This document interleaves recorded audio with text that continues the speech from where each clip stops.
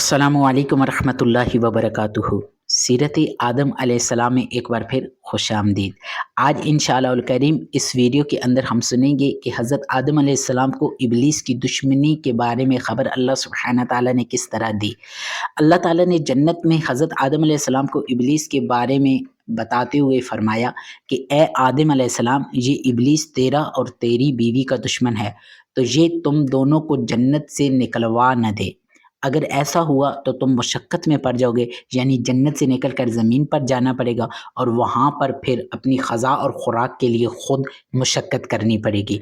चुनाचे सूरह ताहा के अंदर अल्लाह सुब्हानहू ताला इरशाद फरमाते हैं, तर्जमा, ए आदम, बेशक ये तेरा और तेरी बीवी का दुश्मन है, तो ये हरगिज़ तुम दोनों को जन्नत से निकलवा न दे, वरना तू मुशक्क़त में पड़ जाएगा।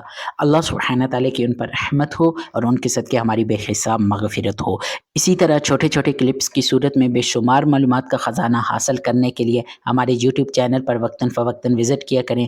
ख़ुसूसन बिलख़ुसूस सीरतुल अंबिया सुनने के लिए यूट्यूब चैनल पर जाकर प्ले लिस्ट में जाएंगे, इंशाअल्लाह वहाँ पर आपको सारी अपडेटेड वीडियोज़ मिल जाएंगी। अल्लाह सुब्हानहू ताला मुझे और आपको दोनों जहाँ की भलाइयाँ नसीब फरमाए।